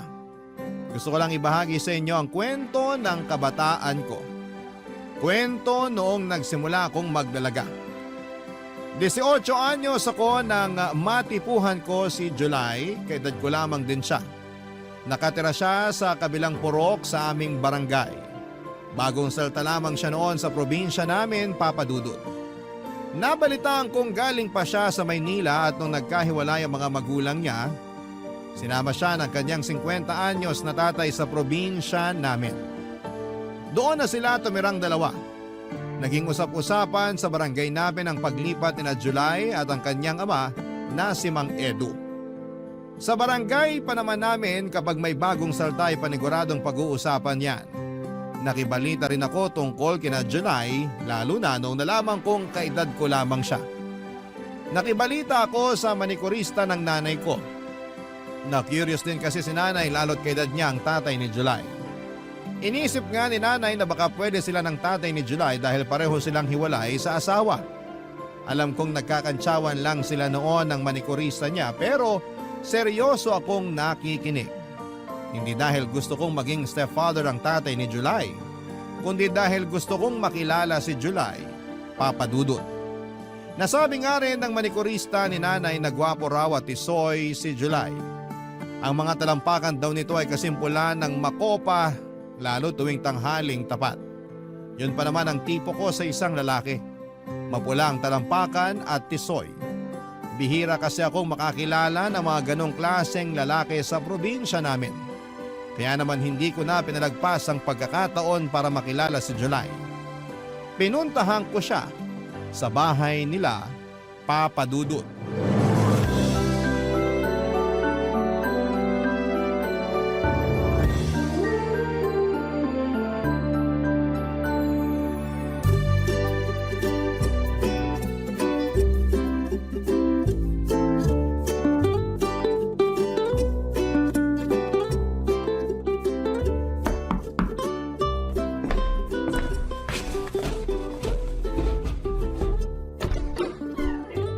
Hello? Ikaw si July, di ba? Oo. Sino ka? May kailangan ka? Ako si Donna. Tagaroon lang ako sa kabilang purok. May kailangan ka ba? Wala naman. Gusto lang kitang makita. Bakit gusto mo ako makita? Ganito lang talaga ako kapag may bagong salta rito sa barangay natin. Ako kasi lagi yung taga-kumusta. Ayos ka naman ba rito sa barangay natin? Ayos naman. Pero medyo naninibago lang kami kasi ang daming taong pumupunta dito sa bahay namin para kumustahin kami ni tatay. Mga hindi naman namin kakilala. Masanay ka na. Ganito talaga sa atin. Para na tayong isang pamilya. Hindi lang kasi ako sanay na pinapaligiran tsaka kinakausap ng mga tao. Sanayin mo ng sarili mo. Lalo na ngayon na kalilipat mo lang dito. Ikaw ang bida ngayon. Kumusta palang talampakan mo? Talampakan ko? Kasi sabi nila pwede raw mamahay ang talampakan. Baka namimiss niya yung lupa ng Maynila. Tapos manibago sa lupa ng probinsya. Alam mo yun? May nakapagsabi na ba sa'yo nun? Mga anong oras namumulang talampakan mo? Seryoso ako! Pasensya ka na pero hindi ko napapansin kung anong oras namumula tong mga talampakan ko. May pictures ka ba ng talampakan mo? Teka lang, bakit ba interesado ka sa talampakan ko? Uy, hindi grabe ka naman. Wala ka na kasing ibang kinumusta kundi talampakan ko Masama bang mag-alala sa talampakan mo? Bakit yan namumula? Hindi mo ba naisip na baka pwedeng senyalis yan ng cancer o kaya kung ano pang sakit? Uy, sobra ka naman. Anong lotion mo? Donna, may pinapagawa pa kasi sa akin si tatay sa loob ng bahay kaya… Pwede ba kitang tulungan? Hindi na, kaya ko na yun mag-isa. Iniiwasan mo yata ako Hindi sa ganun, hindi lang kasi ako sanay na makipag-usap sa tao na puro talampakan ko yung gusto na pag-usapan namin. Ano bang gusto mong pag-usapan? Wala sana. Ako merong gustong pag-usapan. Kung tungkol na naman yan sa talampakan ko… May girlfriend ka na ba? Wala. Wala rin akong boyfriend. Congrats? Congrats din sa'yo. Congrats sa atin! Yay! Hindi ko alam pero napapatawa mo ako. Ayos ah. Kapag kailangan mo ng tour guide sa barangay natin, pwede ako ha. Pwede kong ibigay sa iyo yung cellphone number ng nanay ko para i-text mo ako. Wala ka bang sariling cellphone? Bibili ako kapag gusto mo na akong ka-text. Sige. Sa akin ka lang magpapa-tour guide ha. Huwag sa ibang dalaga rito. Teka lang, babalik ako ha. Kukunin ko lang yung cellphone number ni nanay. Wait mo ako! Hindi na nakapagsalita pa si July dahil nagmadali na akong tumakbo pabalik sa bahay namin para mailista sa papel ang cellphone number ni nanay. Hindi ko pa kasi memorize noon ang number ni nanay. Bago bumalik sa bahay ni na July ay naglotion pa ako ng braso at siko ko. Napansin ko kasi na namumuti na dahil sa sobrang dry. Nagsuklay na rin ako at nakihingi ng baby cologne kay nanay. Nang bumalik ako sa bahay ni na July ay inabot ko na sa kanyang number ko. Napatingin ako sa talampakan niya pero nakasuot na siya ng medyas. Nalungkot ako pero alam kong sinadya niya yon dahil marahil naiilang na siya. Na yun ang una kong topic na gustong pag-usapan nang makilala ko siya. Nagpaalam na rin ako kaagad sa kanya at sinabi ko sa kanya na hihintayin ko ang text niya. Tumango lamang siya at ngumiti papadudot. Sinarado na rin niya ang pintuan pagkatapos. Nanatili siguro ako ng ilang minuto sa labas ng bahay nila bago ako nagpasyang umuwi ng bahay. Nakangiti at panay ang huni ko ng paborito kong love song habang sinasabayan ko ng pilit na sayaw. Napansin yon ni nanay at saktong kakatapos lang magsaing ni nanay kaya may oras ito para kausapin ako sa napansin niya sa akin. Close kami ni nanay. Lalo na nung nawala na si tatay sa buhay namin. Wala akong naitagong sekreto kay nanay, siyang best friend ko. Sinabi ko sa kanyang lahat-lahat. Lalo na yung pagkakakilala namin ni July. Sa kanya ko talaga unang sinabi ang tungkol doon. Wala rin naman kasi akong ibang kaibigan na mapagsabihan. Talagang si nanay lang ang tinuturing kong kaibigan sa buhay ko. Masaya akong nagkwento sa kanya, masaya rin siyang nakinig sa akin. Pinag-usapan namin si July habang umiinom kami ng instant coffee, papadudot.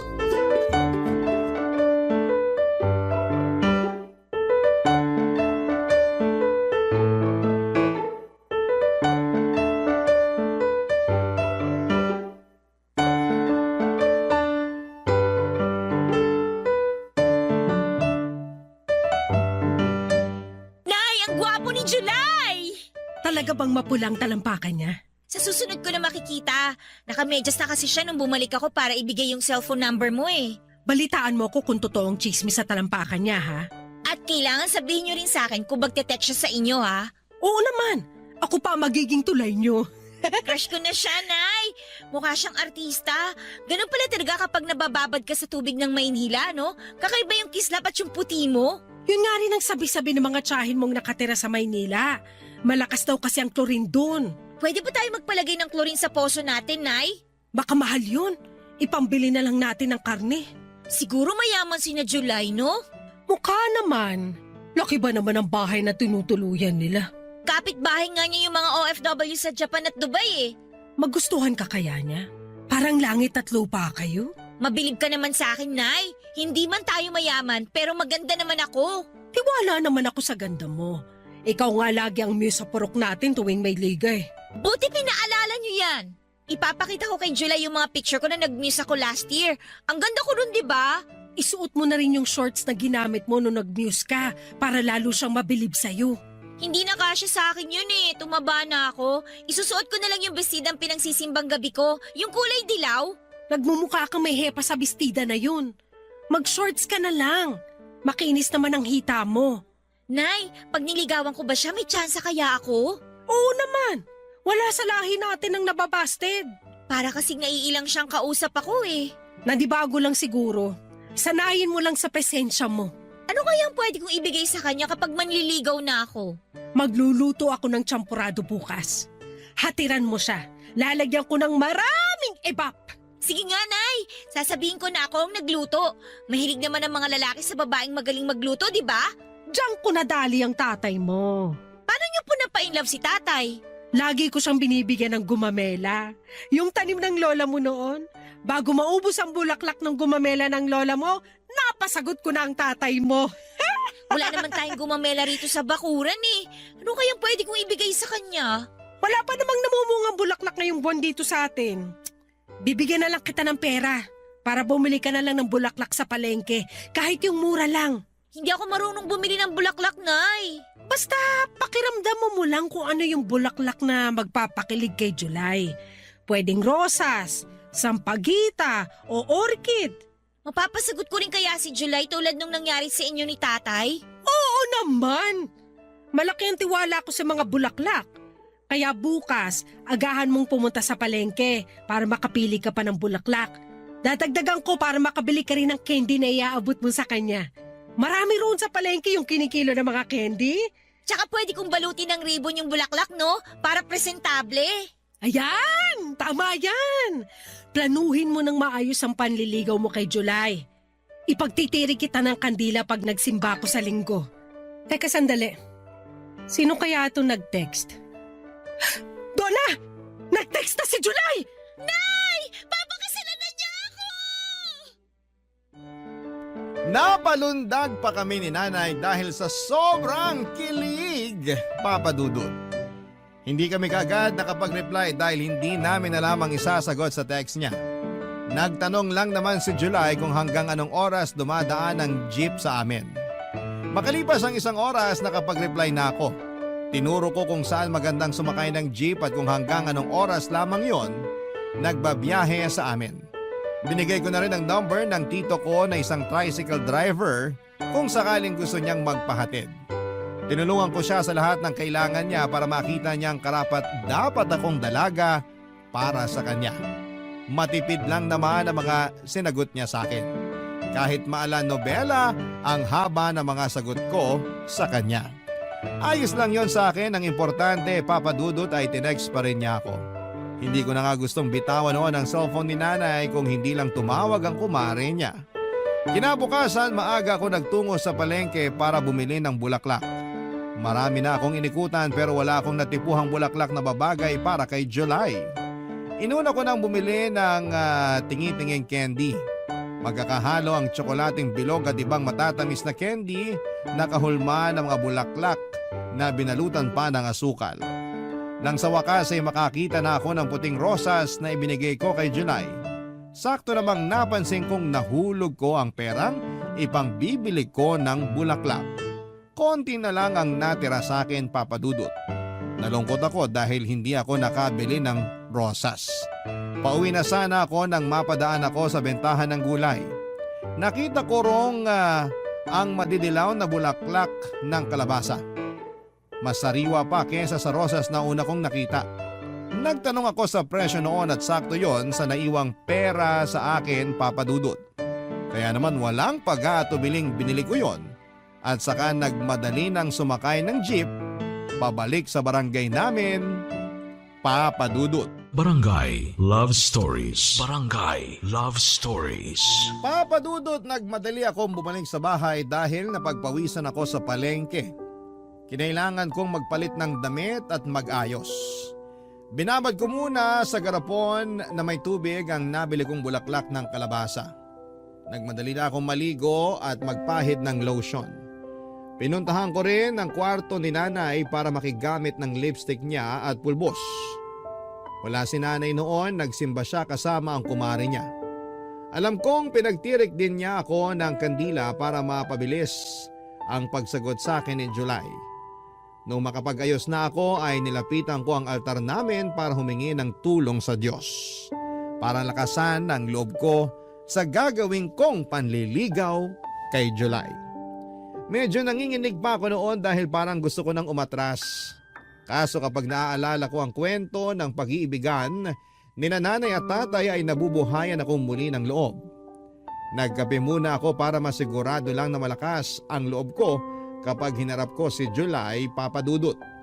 Inabangan ko ngang makabalik si Nanay para mapalakas pa nito ang loob ko. Kaya lang ay naubos ko na ang kape at nahuhulas na ang pulbos ko ay wala pa rin si Nanay. Kaya nagpasya akong sugurin na ang bahay ni na July. Bitbit ang bulaklak ng kalabasa. Dahan-dahan ako naglakad patungo sa bahay ni na July. Ayokong tumakbo dahil baka mahulas ang pulbos ko sa mukha. Saka para hindi agad kumupas ang baby cologne na ibinudbud ko sa damit at kilikili ko. Nang makarating na ako sa harapan ng bahay nila ay nag-alangan akong kumatok. Ang dami kong in-overthink. Paano kung allergic pala siya sa bulaklak ng kalabasa? Paano kung ayaw niya sa amoy ng baby cologne? Paano kung ayaw niya sa babaeng nagpupulbos ng mukha? Nasa ganitong pag-iisip ako, Papa Dudut, nang bigla na lamang bumukas ang pintuan at niluwa noon si July. Papa Dudut.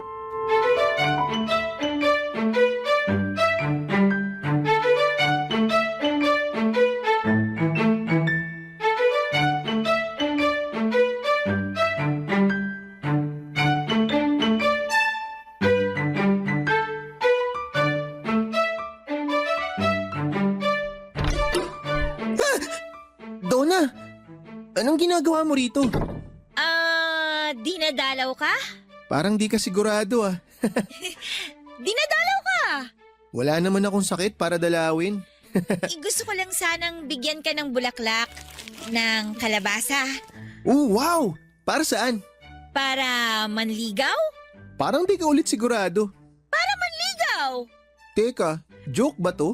O hindi ah! May kasama pa nga candy tong bulaklak ng kalabasa eh. Kaso naiwan ko sa bahay. Pwede kong balikan para makita mong seryoso talaga ako sa'yo. Sandali. Gusto mo talaga akong ligawan? Oo! Wala namang magagalit, di ba? Hindi ka ba pagagalitan ng nanay mo? Kababae mong tao pero ikaw yung manliligaw? Tsaka, bakit bulaklak ng kalabasa? Eh di ba nga ang manliligaw nagbibigay ng bulaklak sa gusto niya? Pero bulaklak ng kalabasa? Sa totoo lang, puting rosa sana yung ibibigay ko sa'yo eh. Kaya lang, nawala yung pera kong pambili eh. Kaya sumakto lang yung natira sa akin para sa bulaklak ng kalabasa. Cute naman yan! Tanggapin mo na lang! Cute nga. Bago sa akin to. Bulaklak ng kalabasa ang binibigay sa panliligaw. Masarap din yan kapag ginisa mo sa talbos ng sayote. Sahugan mo rin ang karni ng baboy. Ganun, iluluto. Akala ko kasi ilalagay ko to sa altar tulad ng ibang bulaklak. Aba, pwede rin naman yun. Bulaklak pa rin naman yan eh. Mas matagal pang mabulok yan kaysa sa rosas. Ah, talaga ba? Oo naman. Pasensya ka na ha. Kung yan yung inabot ko sa'yo. Sa susunod na lang ako babawi ng rosas o kaya orchid. Basta maka-extra lang ako sa talyer ng kagawad natin dito. Hindi mo naman ako kailangan bilhan ng rosas o orchid. Ayos na tong bulaklak ng kalabasa. Mapapakinabangan pa ng sikmura. Eh di pumapayag ka ng maligawan? Bakit ako? Eh kasi ikaw yung type ko eh. Pero babae ka. Babae ako. Hindi ba weird yun? Wala namang masama sa weird. Maganda nga yung para kakaiba sa mga nakasanayan. Sa totoo lang, hindi ako sigurado sa gusto mong mangyari. Payagan mo lang akong manligaw sa'yo para makita mong ayos din naman kung babae yung magpapakita ng interes sa lalaki. Pero mali pa rin yata eh. Dapat kasi lalaki ang unang magpapakita ng interes, di ba? Ayaw mo bang ako ang nagpapakita ng interes? Kasi sa tingin ko, dapat maging patas sa panliligaw ang mga lalaki tsaka babae eh. Naisip ko rin, karapat-dapat din naman para sa mga lalaki na maligawan.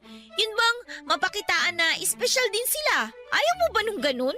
Maganda naman yung idea mo na yan, kaya lang, hindi talaga ako sanay.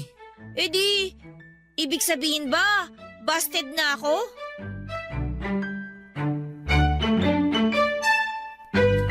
Papadudot, hindi naman umimik si July sa tanong ko. Pinagmasdan ko lamang ang mukha niya.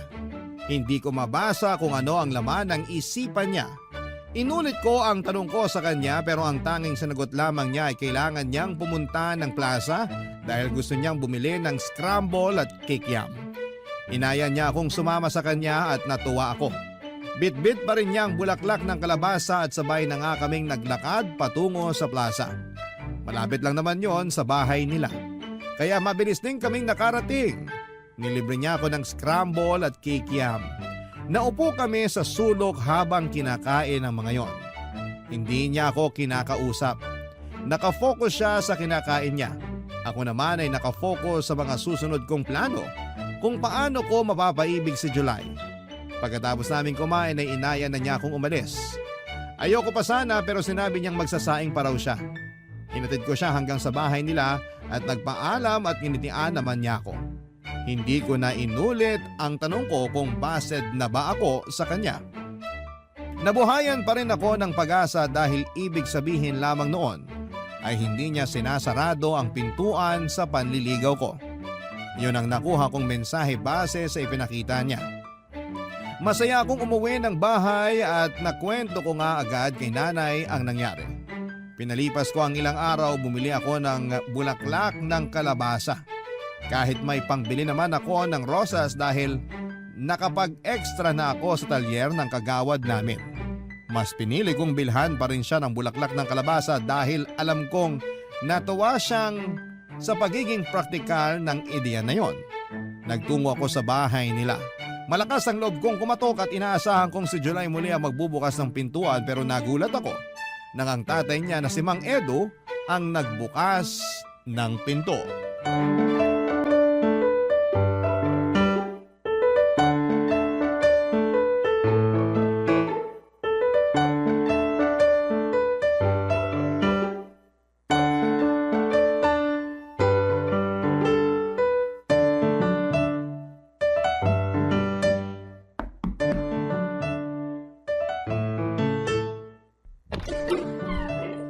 Sino ka? Donna po, kayo po ba si Mang Edu? Ako nga. Paano mo ako nakilala? Sikat po kayo ni July dito sa barangay natin. Ganun po talaga kapag bagong salta. May kailangan ka ba? Ah, yung anak niyo po sana?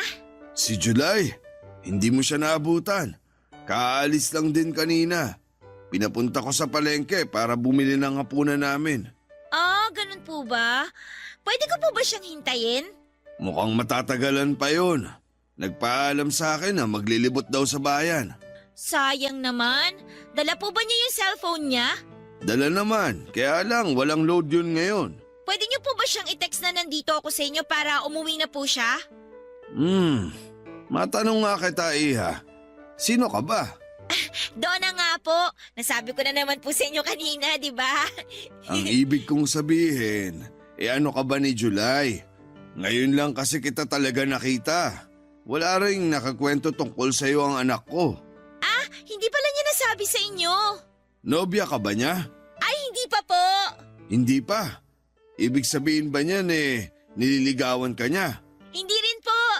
Nagkakamabutihan naman ba kayo? Naguguluhan na ako. Ano ba ang totoo? Ako po yung nanliligaw sa kanya. Ano? Ako po yung nanliligaw sa kanya. Narinig ko naman. Pero seryoso ka ba sa sinasabi mo? Oo naman po.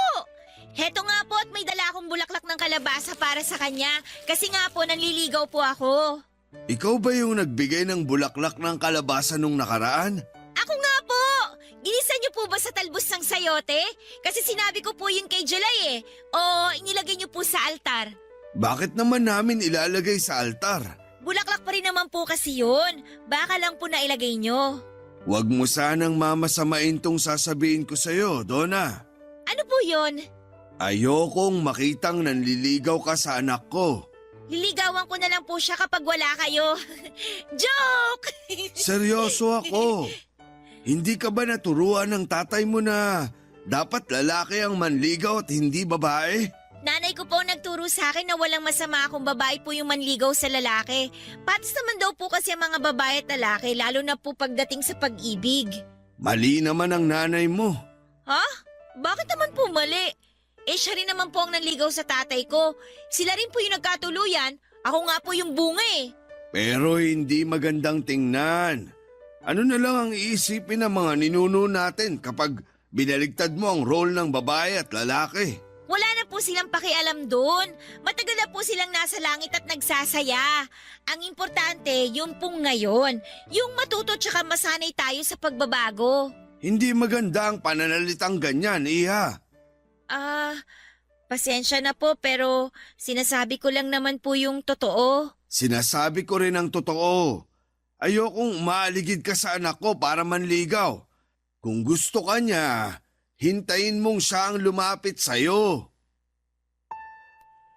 Napalunok ako sa huling sinabi ng tatay ni July sa akin, Papa Dudut. Nasaktan ako roon nang ipilit niyang huwag na akong manligaw. Sinubukan kong depensahan ang sarili ko pero nagpaalam na si Mang Edu. Kailangan na raw niyang magsiesta. Alam ko namang paraan lamang niya yon para makaiwas. Sinubukan kong iabot sa kanya ang bulaklak ng kalabasa para ibigay na lamang kay July, Papa Dudut. Pero tinanggihan niya yon. Mas lalo akong nasaktan. Pinagsarhan niya ako ng pintuan at hindi ako kaagad nakagalaw sa pwesto ko. Nabitawan ko na lang ang hawak kong bulaklak ng kalabasa.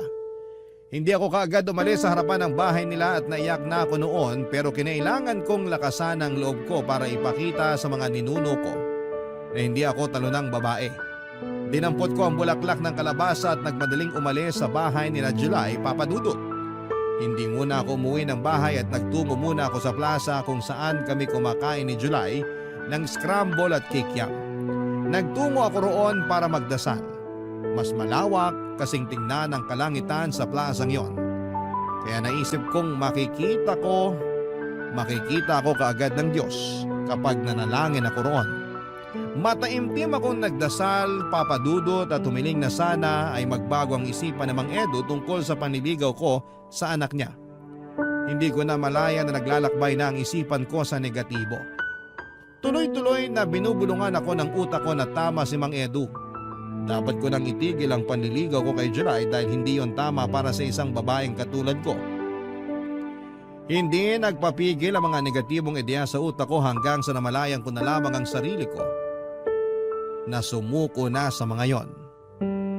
Napaiyak na lamang ako, Papa Dudut, at hinayaang malaglag sa lupa ang bulaklak ng kalabasa na hawak ko. Barangay Love Stories. Barangay Love Stories.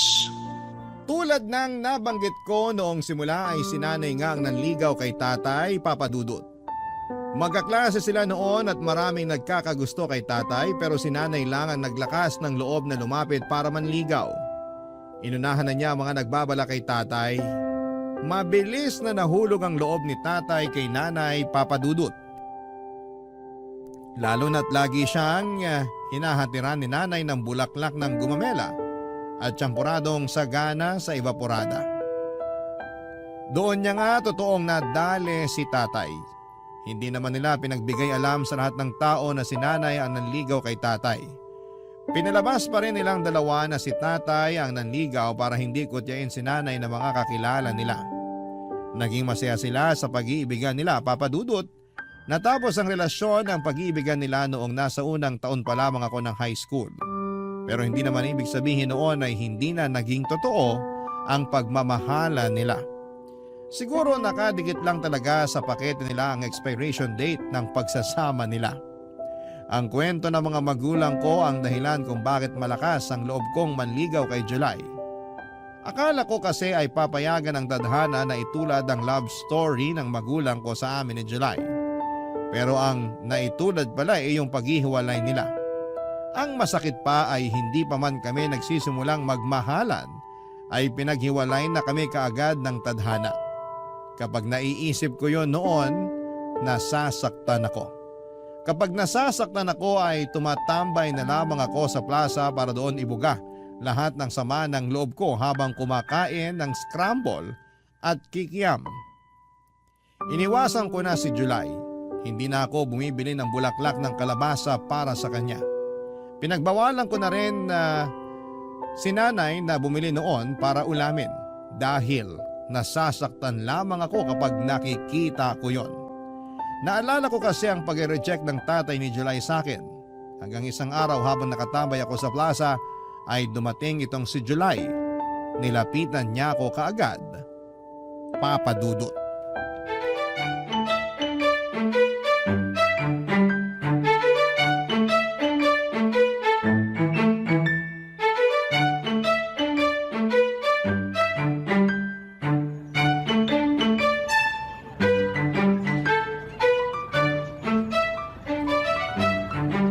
Donna!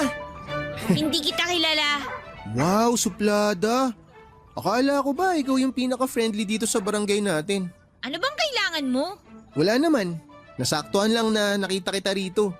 Bumili ka rin ba ng scramble at kikiam? Oo. Huwag ka na rin mag-abalang bumili. Kasi sinimot ko na lahat ng bentang scramble. Ba't ba parang galit ka sa akin? Hindi ako galit sa'yo, no? Hindi ka na dumadalaw sa bahay. Bakit? Mismo? Siguro. Ay, alam mo, hindi ko pala nasabi sa'yo na tama ka. Ang sarap pala ng bulaklak ng kalabasa kapag ginisa. Lalo na pag nilagyan mo ng talbos ng sayote tapos sinahugan mo ng baboy. Ang sarap. Sabi sa'yo eh. Bakit mo ba ako sinusupladahan? Itanong mo sa mapulang talampakan mo. Ayan na naman tayo sa talampakan eh. Sa susunod, kapag makakasalubong kita, pwede magmedyas ka na lang lagi. Takpan mo yung talampakan mo ha. Please lang, dagdag ka sa polusyon. Lo, ano naman naiambag ng talampakan ko sa polusyon? Basta, umalis ka na nga. Sabihin mo muna kasi kung bakit ganyan ang trato mo sa akin. Hindi pwede. Hindi na ba ako talaga makakatanggap ng bulaklak ng kalabasa sa'yo? Ang galing mo pa naman mamili nun. Kahit kamote, hindi ka makakatanggap sa akin. Uy, paborito ko yung kamote. Lalo na kapag nilaga tapos sinawsaw mo sa brown sugar. Paborito namin ni tatay yun na merienda. Walang nagtatanong, no? Ang suplada naman itong manliligaw ko. Di ba dapat ako yung nagsusuplado sa'yo? Umalis ka na nga. Ay, pinapaalis na ako. Sige ka. Anong sige ako? Kapag pinaalis mo pa ako, sa iba na ako magpapaligaw. Ano? Ang sabi ko, kapag pinaalis mo pa ako, sa ibang babae na ako magpapaligaw. Sa kanya na lang ako magpaparigalo ng bulaklak ng kalabasa. O kaya, baka sa susunod, di na bulaklak ng kalabasa ang ibigay niya sa akin. Totoong bulaklak na. Totoong bulaklak? Ano bang akala mo sa bulaklak ng kalabasa? Hindi totoo? Gawa sa papel? Gawa sa hangin? Katangi-isip? Ganon? Joke lang. Ikaw naman ang init talaga ng ulo mo ngayon. Nakarami ka naman ng scramble ah. Di ba dapat malamig ang ulo mo?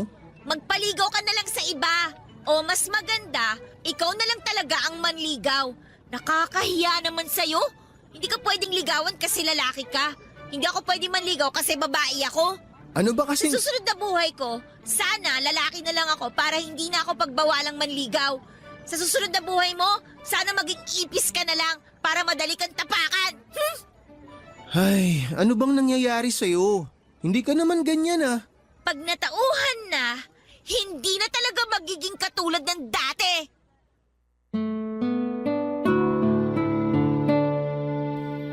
Papadudot madrama ang naging huling linya ko kay July.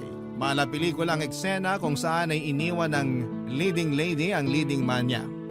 Umaasa ko noon na habulin niya ako pero hindi niya ginawa, Papadudot. Hinayaan niya akong mag-walk out at nainis ako lalo. Siguro kung hinabol niya ako, baka naging marupok akong muli. Pero siguro gusto ni Lord na ipagpatuloy ko ang paglalakad palayo kay July para mas madrama ang kaganapan. Nagmadali na akong umuwi ng bahay para magpatugtog ng malulungkot na kanta. Parang ko yun para namnamin ang sugat na dinala ni July sa puso ko. Kakapanood ko kasi yun ng mga teleserye sa GMA at feeling ko, ako lagi ang main character. Naabutan ko si nanay na nakaupo sa sala at nanonood ng TV. May hawak itong isang baso ng kape. Hindi ko siya nilapitan at nagmadali akong pumasok sa kwarto ko dahil patulo na noon ang luha ko. Pinihit ko ang radyo para makahanap ng pinakamalungkot na kanta. Natagalan ako sa paghahanap dahil puro novelty songs ang umiere ng mga oras na yon. Sinukuan ko na lamang ang radyo. Hinayaan ko magpatugtog ng novelty song ang radyo habang umiiyak ako. Doon na pumasok si nanay. May dala siyang 2 baso ng kape. Inabot niya sa akin ang isang baso at kinuha ko naman at huwigop ako mula sa baso. Napaso pa nga ang dila ko. Mas lalo tuloy akong napaiyak.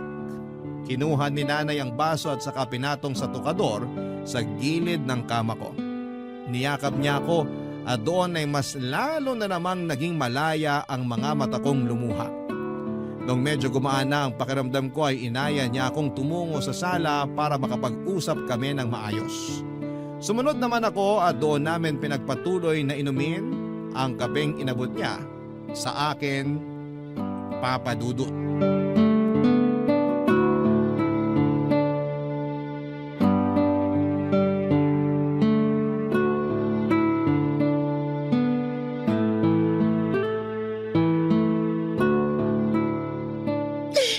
Hindi na ba mainit yung kape mo? Hindi na po nakakapaso. Bakit ka ba umiiyak? Eh si July po kasi Anong ginawa niya sa'yo? Wala naman siyang ginawa. Yung tatay kasi niya. Anong ginawa ng tatay niya? Pinagbawalan niya akong ligawan si July. Kasi hindi raw yun gawain ng isang babae. Ay nako. At nagpadala ka naman. Nakuwento mo ba ang love story namin ng tatay mo?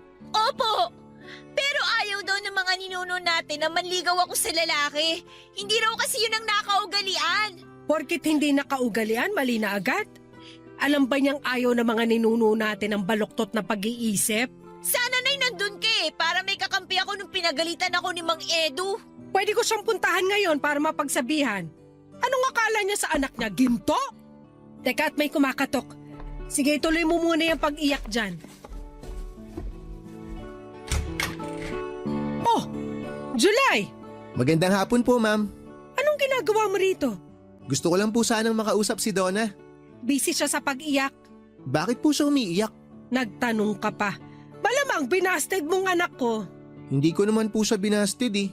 Pero pinapabasted siya ng tatay mo sa'yo. Ganon na rin yun. Po? Naku, wala po akong alam dyan. Pwede ko po ba siyang makausap? O pasok ka. Salamat po. Oh, anong ginagawa mo dito? Maiwan ko muna kayo. Lalabas muna ako. Teka, Nay! Mag-uusap kayong dalawa dyan. Silipin mo na rin yung sinaing ko mamaya. Ano ba kasing ginagawa mo dito? Iniwan na kita sa plaza, di ba? Bakit sumunod ka pa dito? Kasi gusto kitang bigyan ng bulaklak ng kalabasa. Ito oh, kabibili ko lang yan sa palengke nung nag-walkout ka. O, kunin mo na. Para saan to? Ba't mo ako binibigyan ng bulaklak ng kalabasa? Regalo ko yan sa'yo kasi manliligaw ako. Hindi ako magpapaligaw sa'yo, no? Gusto mo ba sa iba na lang ako manligaw? Sige, tingnan natin kung may babaeng tatanggap ng bulaklak ng kalabasa. Biro lang, wala naman talaga akong balak manligaw ng iba eh. Tinatakot lang kita para di mo ako basti din. Ako nga itong binasted ng tatay mo para sa'yo, no? Bakit ka ba kasi nakikinig kay tatay? Eh ako naman yung may gusto sa'yo. Hindi kita babasti din, promise. Kaya please, huwag mo rin akong basti din. Bakit kasi ayaw mo ako manligaw sa'yo? Ang simple lang naman nun eh. Eh nawiwirdohan nga kasi ako. Ayoko talaga. Kagaya mo rin palang tatay mo eh. Wala kayong bilib sa mga babaeng katulad ko. Uy, hindi ah. Bilib ako sa mga babaeng katulad mo. Buo ang respeto ko sa inyo ng nanay mo. Kaya nga gusto ko na ako ang magpakita sa'yo ng respeto at interes eh. Kung papayagan mo ko, may papakita ko sa'yo lahat yun sa panliligaw ko. Pero gusto ko pa rin manligaw sa'yo para ipakita sa'yo kung ano yung kaya mong gawin bilang isang lalaki ay kaya ko rin gawin bilang isang babae. Paano ba tayo magkakasundo? Pareho na lang tayo manligaw sa isa't isa. Uy, gusto ko yan. Mas okay yung idea na yan. Panalo yung ganyang setup. Donna? Ano yon? Pwede mo bang igisa yung bulaklak ng kalabasa sa talbos ng sayote ngayon? Palambing naman oh. Nagkikrave kasi ako eh. Napailing na lamang ako habang nakangiti sa request ni July sa akin. Naging paborito na niya ang ginisang bulaklak ng kalabasa at talbos ng sayote. Inaya ko siya sa kusina para ma-check namin ang sinaing ni nanay. Sinamahan niya akong lutuin ng bulaklak ng kalabasa. Habang hinihintay na maluto yon ay nilabas ko sa ref ang natirang tsampurado na niluto ni nanay noong umaga. Dinamihan ko ang evaporada at pinakain ko kay July. Nagustuhan niya ang malamig na tsampurado, yun din ang paborito kong klase ng tsampurado, malamig. Nagkakwentuhan at nagkatawanan kaming dalawa papadudot habang pinagsasaluhan ang malamig na tsampurado. Isa marahil yon sa mga hindi ko makakalimutang alaala sa buhay ko. At yon ang madalas kong kinekwento sa mga naging anak namin ni July. Oo, nagkatuluyang kaming dalawa ni July. 2 taon ang inabot ng relasyon namin bilang magkasintahan bago niya ako inayang magpakasal. Ako pa naman sana noon ang nagbabalak na mag-propose sa kanya. Kaso'y naunahan niya ako. Wala namang kaso yon.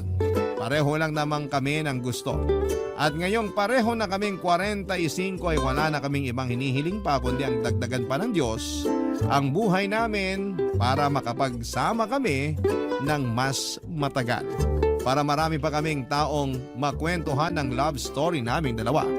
Kaya nga naisip ko ring ibahagi sa inyo sa Barangay LS ang kwento naming mag-asawa para mabigyan ng pag-asa ang bawat isa sa forever. Andyan lang ang forever sa gilid ninyo. Nag-aabang lang kung kailan ka magkakaroon ng lakas ng loob para lapitan ito. Sa lagay ko, ako ang naunang naglakas ng loob na lumapit. Sumunod sa akin si July at heto kapwa na namin hawak ang forever namin. Maraming salamat po sa pagbabahagi ng aming kwentong mag-asawa. Hanggang sa muli, ako po ang inyong kabarangay forever, Donna.